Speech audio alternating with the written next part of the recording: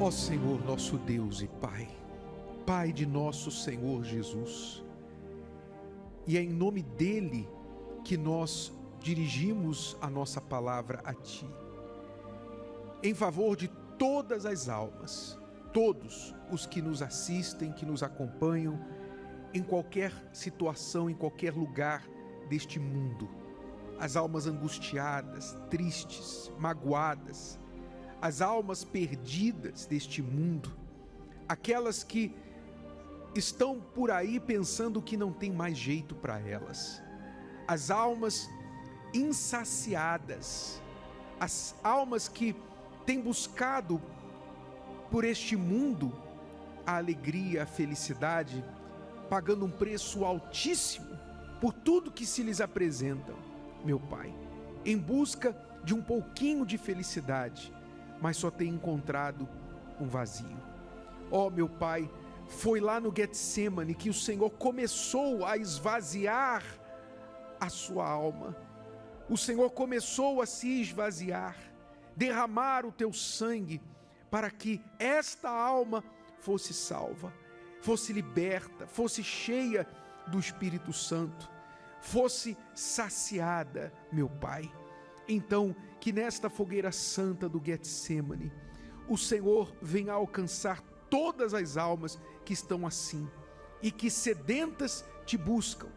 Sedentas, elas pedem o alívio, a direção,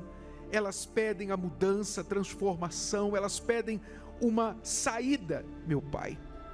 deste lugar em que elas se encontram, um lugar de dor, de decepção, de tristeza, um lugar de frieza espiritual, de indiferença, até mesmo, meu Deus,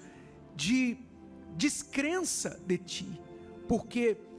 o que elas vêm sofrendo tem feito com que elas questionem a própria fé e a Tua existência. Meu Pai, através dessa fogueira santa, o Senhor venha se revelar na vida dessas pessoas, resgatar almas perdidas e verdadeiramente saciá-las, como só o Senhor pode fazer, meu Pai. Eu peço que esse azeite na cabeça, esse azeite na nossa cabeça, a partir de hoje, venha servir como uma luz, nos iluminando,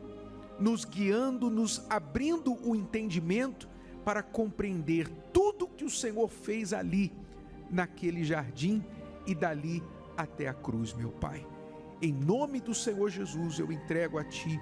esta fogueira santa e que ela venha realmente, como ela será a primeira vez que ela vai acontecer, ela venha trazer também novidade, ela venha trazer coisas novas, nunca antes recebidas por nenhuma das almas que irão participar dela. Em nome do Senhor Jesus, é o que te pedimos, e na certeza de que já fomos atendidos, meu Pai, te damos graças. E você que crê e recebe, concorda, diga assim seja, amém e graças a Deus.